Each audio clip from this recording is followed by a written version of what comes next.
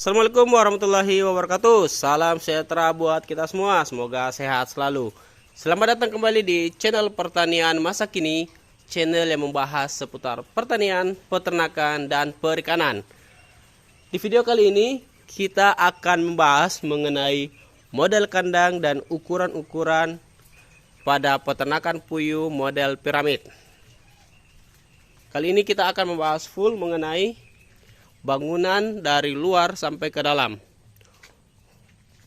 Untuk peternakan puyuh ini kami menggunakan ukuran dengan luas bangunan luar seluas 10 meter, 10 kali 10 meter, yang dinding-dindingnya kami menggunakan seng bekas untuk menghemat biaya. Dan perlu diketahui, di sebelah baratnya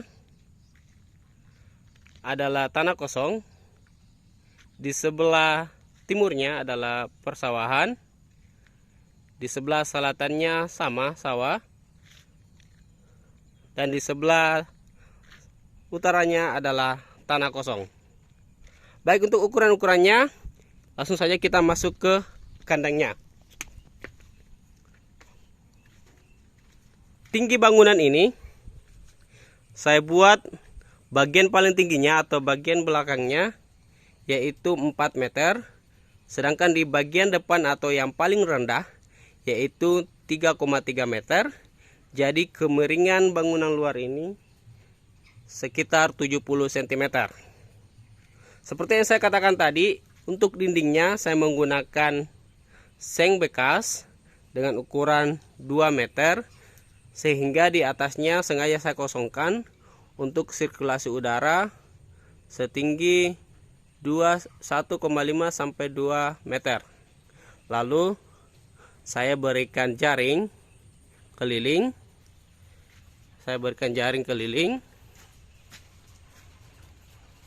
Untuk tetap menjaga agar hewan-hewan lain tidak masuk ke kandang. Untuk instalasinya, instalasi air maksud kami, saya menggunakan tandon ukuran 1200 liter yang saya berikan stop keran. Lalu saya alirkan dengan menggunakan pipa 3/4 ke box di dalam. Box ini berukuran sekitar 150 liter. Fungsi dari box ini yaitu untuk mengaplikasikan obat dan vitamin yang akan disalurkan ke puyuh. Jadi ketika kita ingin memberikan, sudah masuk jadwal pemberian obat dan vitamin, maka kita tinggal tutup keran di luar, lalu kita memberikan atau mengaplikasikan obat-obatan dan vitamin ke tandon ini atau ke box ini, sehingga airnya tidak akan bertambah dan full puyuh akan menggunakan larutan atau air dari pemberian vitamin dan obat-obatan. Selanjutnya, air dari box ini saya alirkan ke kandang puyuh dengan menggunakan pipa 3/4. Dan untuk nipel, saya menggunakan nipel A9. Jadi untuk nipelnya saya menggunakan nipel A9. Nipel A9 itu seperti ini. Jadi nipel A9 seperti ini. Oke, untuk luas kandang puyuh di dalam ini sekitar 3,5 meter dengan panjang 5 meter, bisa menampung populasi 900 ekor.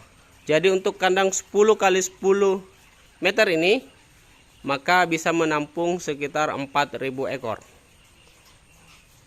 Untuk kandang puyuhnya saya menggunakan full balok dan penutupnya dari ram. Ukuran ram ini sekitar ram setengah inch, dan khusus untuk di bagian depan untuk tempat keluar kepala puyuhnya saya menggunakan ram ukuran 1 inci yang pas untuk keluar kepalanya puyuh. Tempat pakannya saya menggunakan kanal C, boleh dari pipa, bambu ataupun kayu, tapi sepengalaman kami lebih bagus menggunakan kanal C.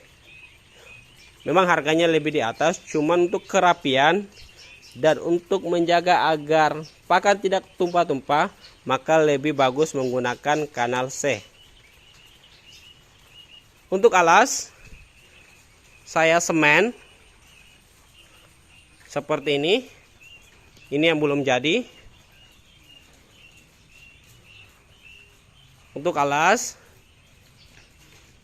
ini saya semen dengan tujuan agar nanti kohenya tidak tercampur dengan tanah, karena tujuan kami nanti ke depannya kohenya akan kami olah menjadi kompos sehingga lebih bernilai ekonomis. Jadi untuk model alasnya ini saya desain untuk nanti terintegrasi dengan budidaya maggot BSF. Jadi di sini sengaja saya tinggikan karena maggot BSF ketika mereka sudah masuk usia prepupa, maka dia akan migrasi mencari tempat kering dan nanti akan ke sini.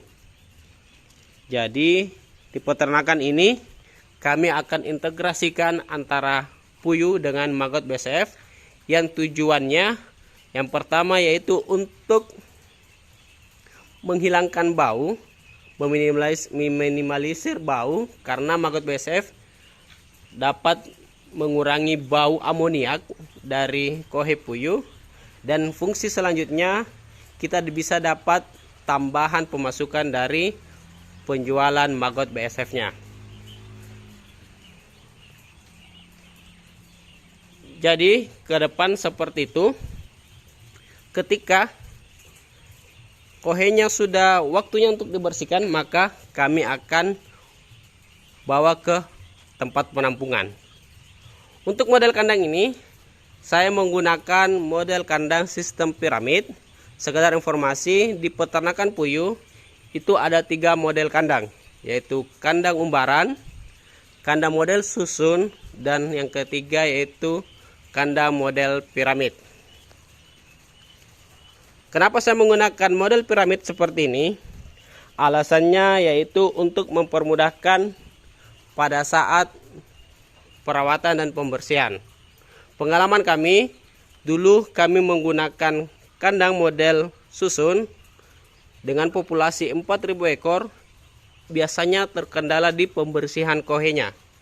Karena di kandang susun kita harus membersihkan minimal 2-3 kali seminggu untuk membersihkan kohenya, dan untuk pembersihannya pun memakan waktu yang cukup lumayan.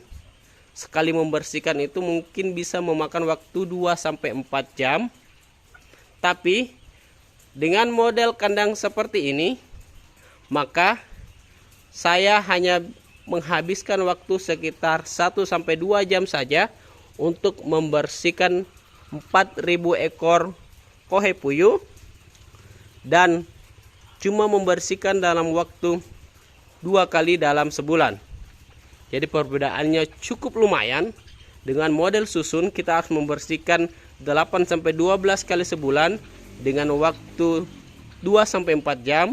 Tapi dengan model seperti ini kita hanya membutuhkan 2 kali pembersihan dalam sebulan dan cukup 1-2 jam saja. Pembersihannya pun cukup gampang.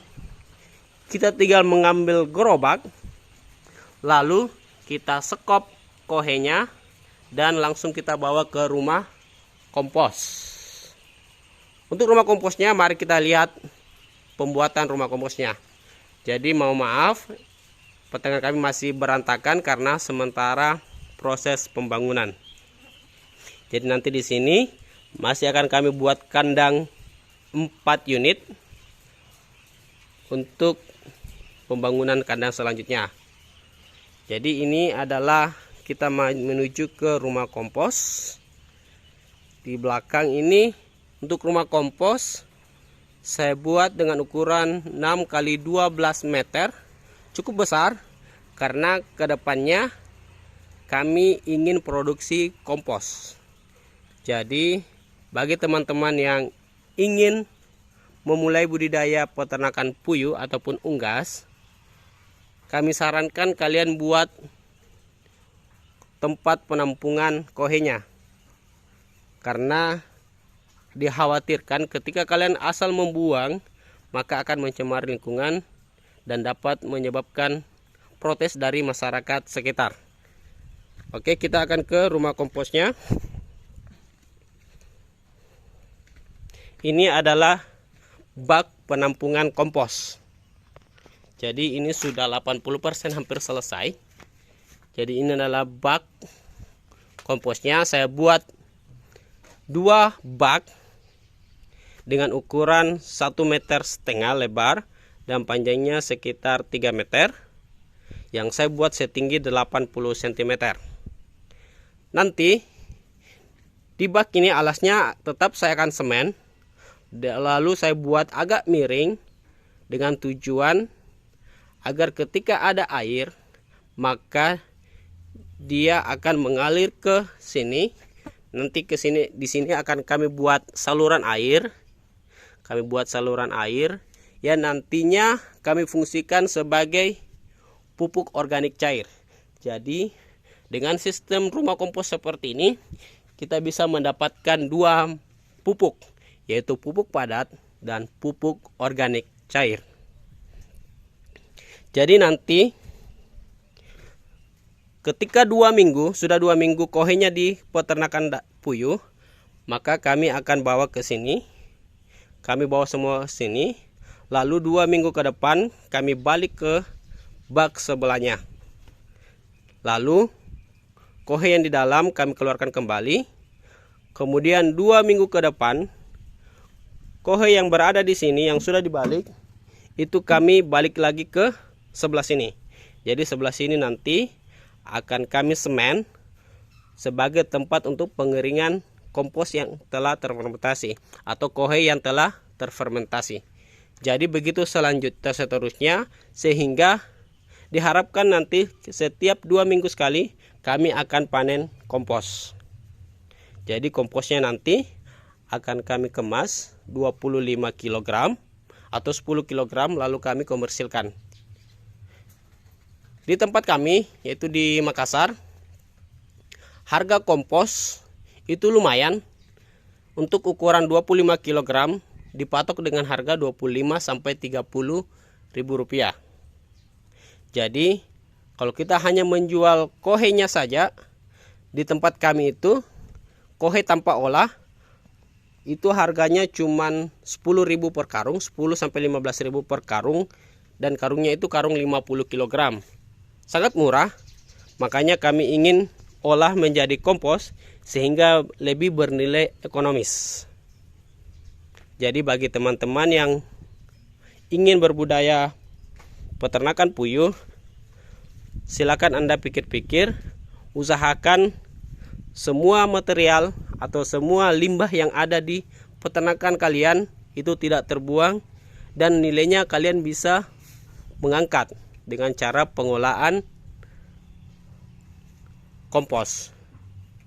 Dan kalau kalian ingin lebih banyak penghasilan lagi, maka kalian boleh tambahkan dengan budidaya maggot BSF. Jadi ketika nanti harga telur tidak terlalu menguntungkan, maka kita bisa ditolong dengan adanya pemasukan dari kompos dan penjualan maggot BSF. Mungkin sekian dari video kami. Jika ada manfaatnya, silakan like, komen, share, dan subscribe. Dan jangan lupa aktifkan lonceng notifikasinya, sehingga pada saat kami mengupload video, maka Anda yang paling pertama melihatnya. Oh iya, saya lupa.